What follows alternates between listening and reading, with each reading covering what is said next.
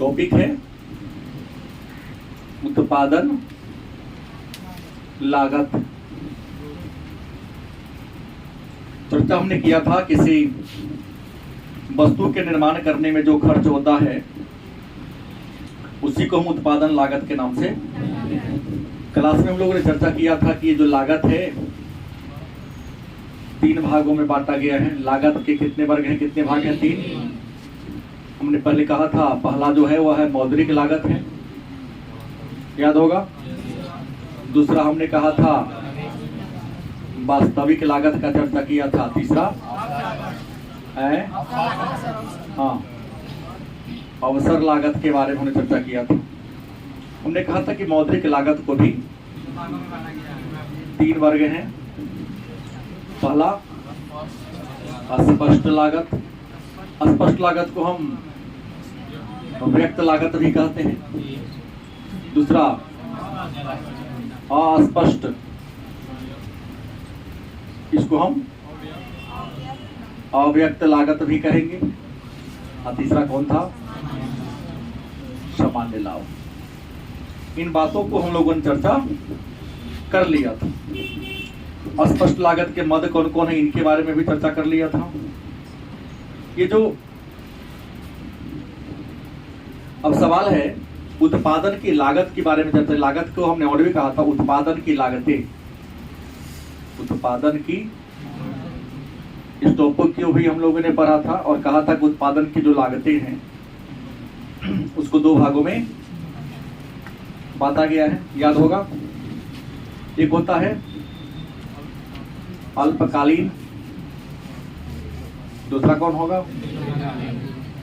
दीर्घकालीन। गलत कि सही? अल्पकाल मतलब छोटे समय में और दीर्घकाल मतलब लंबे समय में। गलत सही? अल्पकाल बहुत कम समय होगा, 2-4-5 घंटा, 2-4 दिन, 5 दिन, 7 दिन, अधिक से अधिक 15 दिनों का समय हो सकता है। जो दीर्घकाल का समय होगा बहुत बड़ा होगा, इसकी अवधि 10 साल, 20 साल, 15 साल हो सकती है। ये जो अल्पकालीन लागत है, अल्पकाल में जो लागत होती है इसको विद्वानों ने 2 भागों में बांटा है। पहला स्थिर लागत, दूसरा कौन है? परिवर्तनशील लागत। स्थिर लागत क्या है? परिभाषा हमने दिया था कि उत्पादन का वह लागत, किसी वस्तु के निर्माण करने में कुछ ऐसे भी लागत आते हैं जिसको आप किसी भी कंडीशन में घटा नहीं सकते। गलत कि सही? वो आपको लगाना ही पड़ेगा। जैसे फोटोकॉपी कहीं पर करवाने जाते हैं तो फोटोकॉपी करवाने जाते हैं तो मशीन करेगा फोटोकॉपी, तो मशीन में बिजली देना ही पड़ेगा। 1 पेज कराइए तो या 100 पेज पर कराइए तो, लेकिन क्या 1 पेज कराने में मशीन के कम हिस्सा का यूज होगा कि पूरा हिस्सा का यूज होगा?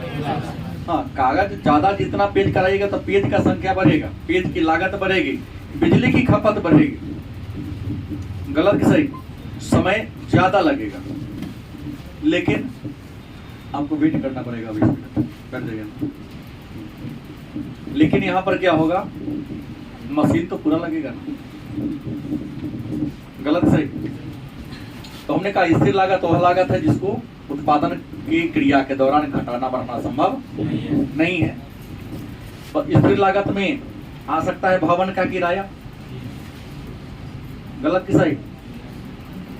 बीमा भी आपका आ सकता है। मशीन चलाइए चाहे ना लगाइए, जितना बीमा में देते हैं हर महीना चाहे सालाना आपको देना ही पड़ेगा, जिसको ईएमआई कहते हैं। उसके बाद मशीन जो लिए हैं उसका ईएमआई तो आपको भरना ही पड़ेगा। अगर आप इंस्टॉलमेंट में लिए हैं तो मशीन 2 घंटा चलाइए तब, चाहे 100 घंटा चलाइए तब, जितना मासिक किस्त आपको भरना है उतना भरना पड़ेगा कि नहीं भरना पड़ेगा। उसके अलावा बिजली बिल नहीं, ये घट सकता है। उत्पादन कम होगी तो यूनिट कम उठेगा, यूनिट कम उठेगा तो व्हील कम आएगा, जितना ज्यादा होगा। तो कुछ ऐसे साधन हैं आप इसको घटा नहीं सकते ना, बढ़ा तो सकते हैं, ज्यादा घंटा काम कराएंगे क्या? 6 घंटा मशीन चलता था, 12 घंटा चलाएंगे तो बढ़ गया ना। परिवर्तनशील लागत जिसको डिमांड के अनुसार, मांग के अनुसार हम घटा बढ़ा सकते हैं। परिवर्तनशील लागत में सबसे पहले हम लेंगे लेबर का, श्रम का।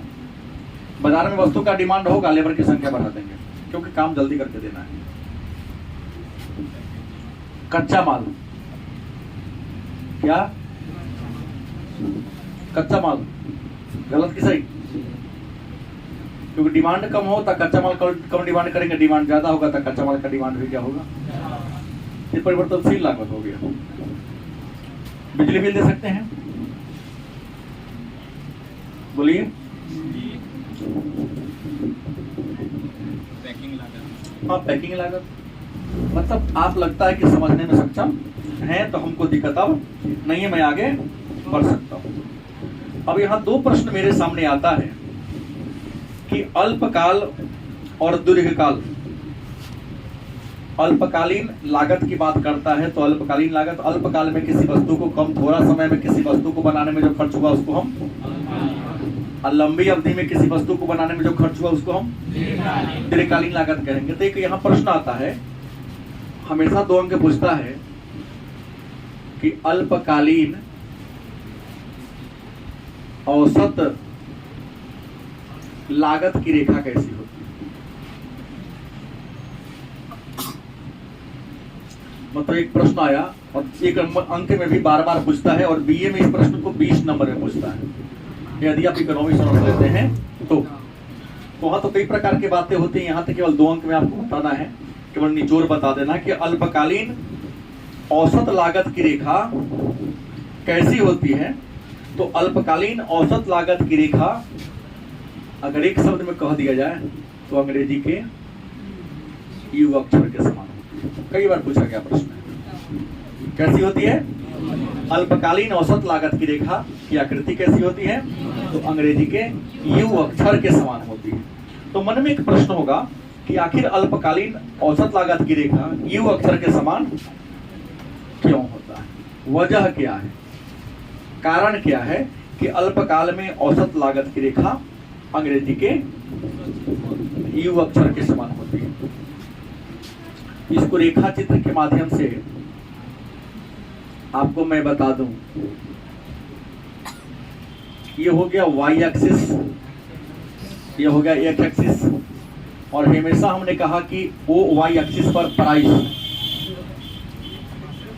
क्या रखेंगे, और यहाँ आउटपुट डालेंगे। मैंने जितना इन्वेस्ट किया आउटपुट कितना हो रहा है, गलत सही? तो हमने पहले कहा था कि प्रारंभ में शुरू में कोई नया मशीन खरीदते हैं ना तो मुनाफा, या दुकानें खोलते तो मुनाफा ज्यादा होता है। कोई भी कारोबार शुरू कीजिएगा ना तो शुरू में आपको बचत क्या होगा? ज्यादा होगा। एक पीछे रीजन होता है, हर कुछ नया होता है। जैसे नया साइकिल आप लोग खरीदते दूर पहुंचते हैं, क्या देते? गाड़ी पुराना हो जाएगा, एको दिन नहीं पहुंचेगा वो है, 40 बेर चलाएगा।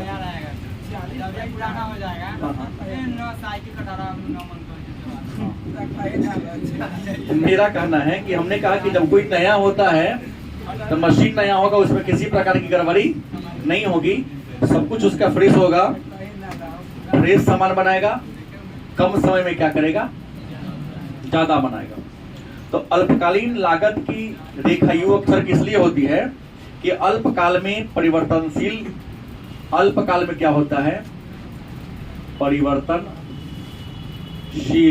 अनुपातों का नियम लागू होता है। अल्पकालीन औसत लागत की रेखा के यू अक्षर के होने के पीछे रीजन क्या है? तो अल्पकालीन औसत लागत की रेखा को यू आकार के होने का पहला तर्क ये देता है कि परिवर्तनशील अनुपातों का नियम लागू परिवर्तनशील अनुपातों के लिए नियम लागू होने के पीछे रीजन ये है कि शुरू में यदि आप किसी कारोबार में जिस दर से प्राइस लगाते हैं, क्या होता है, जिस दर से प्राइस को लगाते हैं उससे ज्यादा दर में आपका आउटपुट बढ़ता है। शुरू में जितना पूंजी लगाओगे ना उससे ज्यादा अनुपात में थोड़ा मुनाफा बढ़ेगा। लेकिन एक समय आता है जब मशीन का पार्ट पुर्जा खियाने लगता है, थोड़ा कमजोर कुछ दिन चल जाता है, उत्पादन एकदम फिक्स हो जाता है। जैसे छोटा सा उदाहरण लो कि कोई लेबर तुम्हारे घर काम करने आता है, गलत सही, तो पहला घंटा जिस गति से वह काम करता है, गलत है या सही? जैसे जैसे घंटों की संख्या बढ़ती जाती है उसकी काम करने की जो दर होती है धीरे धीरे कम होती जाती है। अब ये मत कहना उसको देख कर कि क्या कौन गति सब कमा रहे हैं, तो कभी तुम करके देखो, वो नियम तुम अपने पर लागू करो ना। क्या कर रहा है? तो पहले रात भर का सोया उसका बॉडी एकदम रिलैक्स रहता है, थकान नहीं होती है, पहला घंटा 2 घंटा में खूब काम होगा। लेकिन जैसे जैसे काम करेगा उसके बॉडी में थकान होती जाएगी, गलत सही? अब बॉडी में जैसे थकान होगी उसकी कार्य करने की क्षमता धीरे धीरे क्या होगी, घटेगी। तो मशीन तो शुरू में नया है, जैसे इंसान शुरू में काम करता है तेजी में करता है, जैसे जैसे 2 घंटा काम किया तो और घटा उसका काम करने का दर, 3 घंटा किया और काम करने का दर क्या हुआ, घटा। इस बात को महसूस करने की बात है। लेबर को देखिएगा तो गरीब आदमी होकर पर थोड़ी फील होगा, आपको लगता है अगर लोहा के बॉडी बनल नहीं, पूंजीपतियों को ही दिखाई देता है या न काम करने वालों को ही दिखाई देता है। अरे इंसान को ही थकान होता है, इंसान मशीन थोड़ी ना, इंसान भी थकता है, मशीन भी थकता है भाई। बॉल बरिंग किया जाएगा तो चोचा चेचा करना शुरू कर देगा वो। अब इंसान चेचा तो नहीं करेगा तो थकेगा तो काम करने की दर घटा देगा। तो प्रारंभ में सब कुछ नया होता, जितना अनुपात में पूंजी लगा तो उससे मुनाफा क्या होगा, ज्यादा बढ़ेगा। एक समय आएगा जब मुनाफा उसका क्या होगा, फिक्स हो जाएगा, उत्पादन फिक्स हो जाएगा, उससे बेसी नहीं होगा। लेकिन धीरे धीरे और पूंजी लगाओ, मशीन पुरान हो जाए, लेबर पुरान हो जाए, कितनों भी इन्वेस्ट करो तो बॉडी तो पहले से थक चुका है, कितनों पैडल मारेगा तो गड़िया में नैका लेखा तो ही चलेगा, कुछ तो घीस घास के चलेगा तो बढ़ेगा। लेकिन जिस गति से आप इन्वेस्ट करो उस गति से क्या होगा, नहीं बढ़ेगा। तो देखने में कैसा बन जाता है, क्योंकि प्रारंभ में जिस गति से पूंजी लगाते उससे फायदा जाता है, समय आता है तो स्थिर हो जाता है, एक बाद क्या होता है, घटने लगता है। मतलब प्रारंभ में बढ़ते पैमाने का प्रतिफल नियम लागू होता है, क्योंकि 10% पूंजी बढ़ाए तो 15% उत्पादन बढ़ गया। एक समय आता है तो जितना परसेंट पूंजी इन्वेस्ट करते हैं उससे दुगुना होता है। और तीसरा क्या होता है, चित्र को रियल में ऐसे ना बता के उलट के दिखा दिया हूँ, रियल में इसको बताना चाहिए तो हमको और क्लियर होगा कि प्रारंभ में जिस अनुपात में पूंजी लगाते हैं ऊपर बढ़ेगा, एक समय आता है जगह तो स्थिर हो जाता है, एक समय आता है तो क्या होता है, घटता है कि नहीं घटता है। हम इसी को क्या कर दिए हैं, A B B C C D. तो यहाँ ए बी जो है यहाँ बढ़ते पैमाने का प्रतिफल लागू होता है कि जिस अनुपात में पूंजी लगा रहे हैं उससे ज्यादा अनुपात में आपको लाभ हो रहा है। अब बीसी में उत्पत्ति समता नियम लागू हुआ, पैमाने के प्रतिफल के 3 नियम है, उत्पत्ति वृद्धि नियम, उत्पत्ति क्षमता नियम, उत्पत्ति। तो प्रारंभ में उत्पादन में जितना माने किसी कारोबार में जितना पूंजी लगाते हैं उससे ज्यादा अनुपात में मुनाफा होता है, तो यहाँ पर बढ़ते प्रतिफल का नियम। एक समय आता है उत्पत्ति समता नियम लागू होता है, जिस गति से जितना प्रतिशत पूंजी बढ़ाते हैं उससे कम प्रतिशत में क्या होता है, वृद्धि होता है। एक समय आता है कि जितना अनुपात में पूंजी लगा तो उससे कम अनुपात में हमको क्या होता है।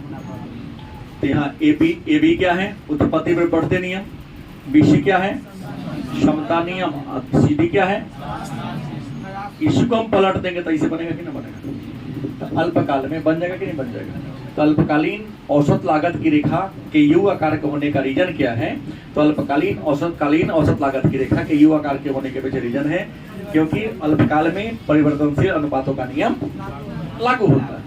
नहीं, अल्पकाल में थोड़ा समय है क्योंकि अल्पकाल में कुछ ही ऐसा साधन है जो कब घाटा बढ़ा सकते हैं, सभी साधनों को घाटा बढ़ा दीजिएगा, नहीं बढ़ाइए।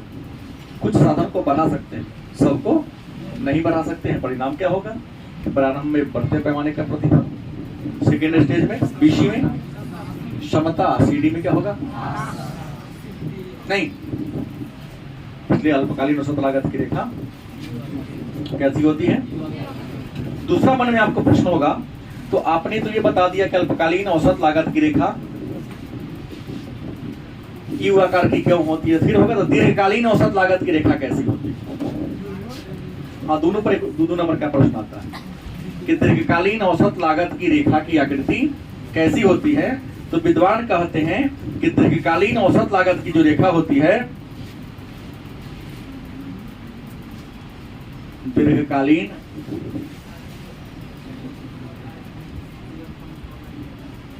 औसत लागत की रेखा कैसी होती है?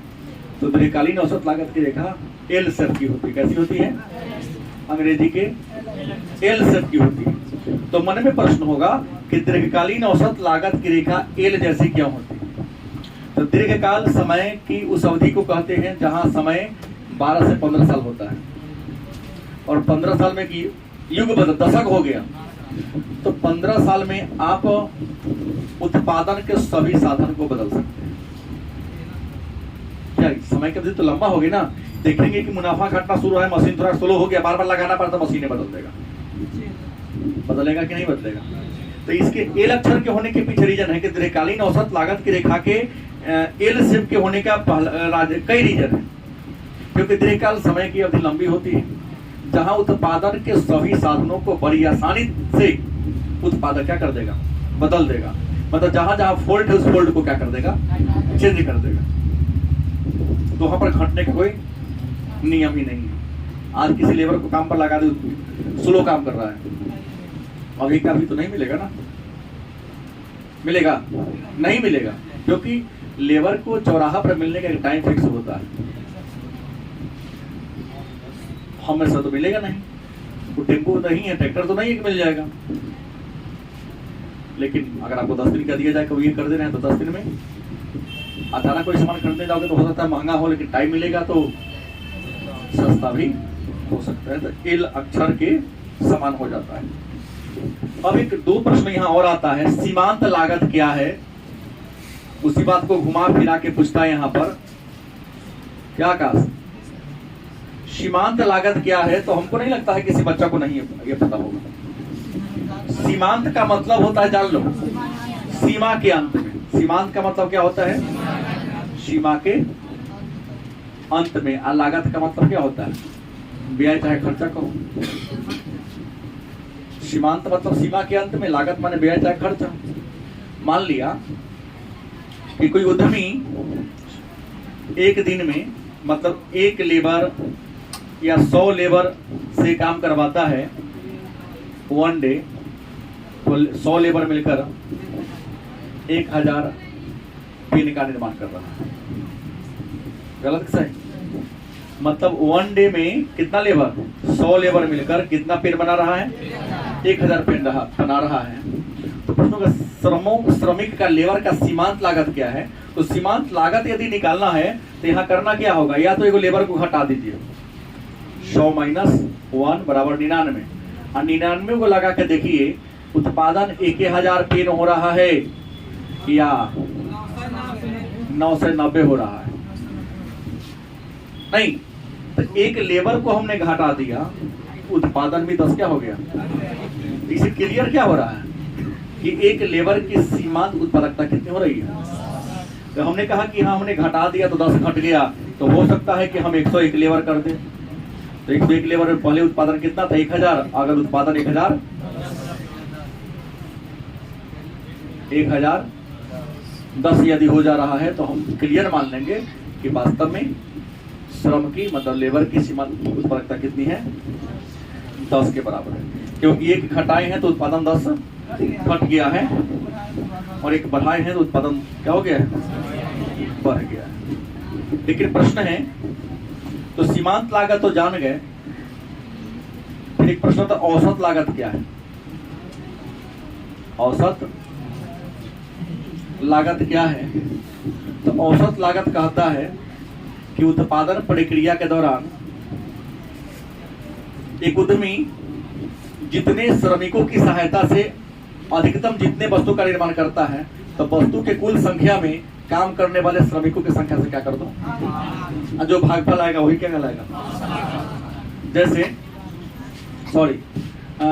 श्रमिक ने, एक कंपनी ने बनाया कितना कलम, 1000 कलम, और 1000 कलम बनवाने में अगर मान लिया इसको खर्चा हो जा रहा है 100 रुपया, है रुपया, माने पेन कितना बना, और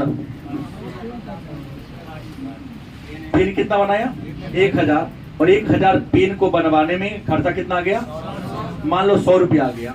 तो पूछेंगे ना एक पेन बनाने का लागत क्या होगा, 1000 में क्या करेंगे, 100 से कितना जाएगा, 200 आ जाएगा। तो औसत लागत क्या होता है कि जितना हमने सामान बनाया और जितना हमारा खर्चा हुआ उसे क्या कर दो, गलती की सही, जो भागफल आएगा वही क्या होगा, औसत लागत होगा। तो प्रश्न करता है कि औसत लागत और सीमांत लागत में संबंध। एक लास्ट प्रश्न इसका है कि कहता है कि औसत लागत,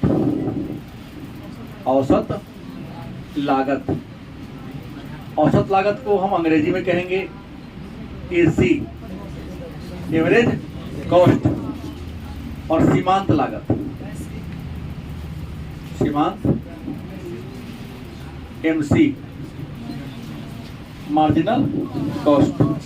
तो सीमांत लागत और अवसर लागत में अगर आपसे कहे कि संबंध बताइए, तो सबसे पहले तो आपको परिभाषा लिख लीजिए कि एसी का फॉर्मूला क्या होगा और एमसी का फॉर्मूला क्या होगा। तो एसी का फॉर्मूला होगा टीसी बाई टीपी,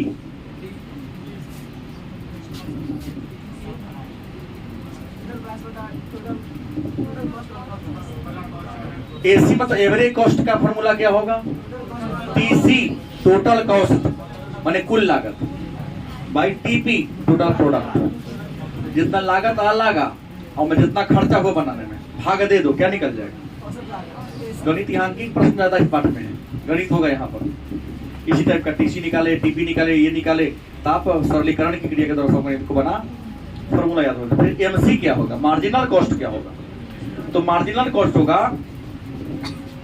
कुल लागत में परिवर्तन, क्या होता है, कुल लागत में बटा कुल लागत में परिवर्तन बता उत्पादन की मात्रा में परिवर्तन, उत्पादन की मात्रा में परिवर्तन। तो कुल लागत में परिवर्तन मतलब ये हमने कभी समझाया है ना कि पहले 100 श्रमिक मिलकर 1000 पेन बना रहा है, कितना श्रमिक की संख्या एक बढ़ा दिए, कितना हो गया 1010। तो कुछ ना कुछ तो चेंजिंग आएगा,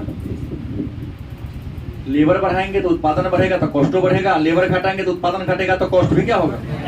तो जो डिफरेंस आ रहा है, अंतर आ रहा है, उसे क्या कर डिवाइड कर दीजिए, आपका क्या निकल जाएगा, निकल जाएगा। तो अगर संबंध की बात कहता है तो संबंध का पहला शर्त करता है,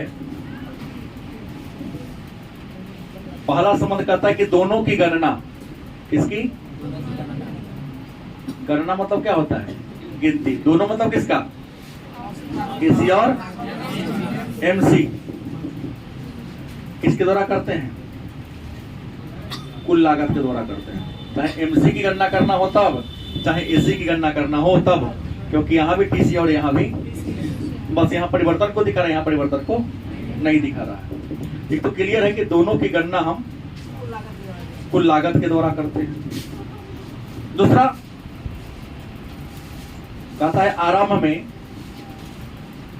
किसमें, आरंभ में एसी गिरता है। एसी क्या होता है, गिरता है मतलब क्या होता है, कम होता है। लेकिन एमसी भी गिरेगा,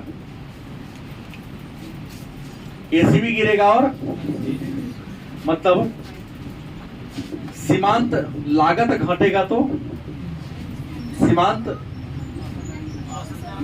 और क्या बोले औसत लागत घटेगा तो सीमांत लागत क्या होगा। लेकिन इसका दर क्या होगा, घटने का दर क्या होगा, कम होगा। इसका घटने का क्या होगा, ज्यादा। नहीं समझे बात। हाँ, चित्र बनाना होगा। चित्र बड़ी आसान है इसका। यहाँ सब चीज का चित्र होगा। y o x हमने पहले कह दिया। यहाँ पर कॉस्ट होगा और यहाँ हम आउटपुट दे सकते हैं। कितना लगा तो हमको कितना आय व्यय, कितना खर्चा पानी ये हो रहा है, आ जा रहा है। और कॉस्ट होगा एक फिक्स, हम रुपया यहाँ लगाते हैं, कॉस्ट लगाते हैं। तो एक मान लेते हैं कि हमने यहाँ पर P इन्वेस्ट किया तो यहाँ क्वांटिटी में रहा गया, तो यहाँ हमने इसका क्वांटिटी की रेखा मिला दिया यहाँ से डॉट डॉट में, यहाँ पर मिला दिए। तो मिला दिए तो कुछ ना कुछ तो मार्जिनल कॉस्ट होगा यहाँ पर, और कुछ ना कुछ मार्जिनल कॉस्ट होगा तो एवरेज कॉस्ट भी कुछ ना कुछ होगा। तो हमने यहाँ पर क्या लिखा, यहाँ क्या लिखे कि आरंभ में एसी भी गिरता है, एसी गिर रहा है, और एमसी भी क्या हो रहा है, गिर रहा है। लेकिन जो एमसी के गिरने का दर क्या होगा और एमसी के गिरने का दर क्या होगा, तो तरह ऊपर जा रहा है, नीचे गिर रहा है। चित्र ऐसा बना देगा चलेगा, ज्यादा गिर रहा है। लेकिन आप पीछे रीजन है कि सीमांत लागत और औसत लागत गिरने के वजह से सीमांत मतलब तो एक के दो करना होता है। सीमांत की गणना एक घटाने एक बढ़ाने से करते हैं, लेकिन औसत जब भी निकालिए तब पूरा पर निकालिए। सीमांत लागत पता करना हो तो एक लेबर घटा दो, एक लेबर बढ़ा दो। लेकिन औसत निकालना हो तो क्या होगा, जैसे हमने कहा ना कि 100 लेबर मिलकर 1000 पेन बनाया, तो 99 लेबर मिलके कितना बना है, 990। तो यहाँ एक लेबर की डिफरेंस है किया। लेकिन कहा कि 100 लेबर मिलकर 1000 पेन बनाया, तो एक कितना बनाया, तो हम क्या करेंगे 100 से 10 हो जाएगा। लेकिन 99 की बात होगी तो 99 को निकालेंगे तो यहाँ 990 आप कहे है ना, तो 990 पूरा 99 से क्या करेंगे, भाग तो और स्थिति में देना होगा। तो वहाँ एक का डिफरेंस चलता है, लेकिन यहाँ जब भी करना होगा तो लेबर से हमेशा भाग देना होगा। तो गिरेगा तो ये कम गिरेगा तो ज्यादा गिरेगा। रीजन यहाँ पर ये होता है, बात वही होता है, लेकिन भाग जो करके देता है ना, इसलिए चेंज जाता होता है। तो ये रहा आपका सीमांत लागत और औसत लागत। यहाँ पर कुछ संख्यात्मक न्यूमेरिकल क्वेश्चन है। तो न्यूमेरिकल क्वेश्चन पर चर्चा हम लोग लास्ट में करेंगे। दिन गणित पर शुरू किए थे तो आधा लड़का विषय चेंज करवा लिया। दूसरी वाली गलती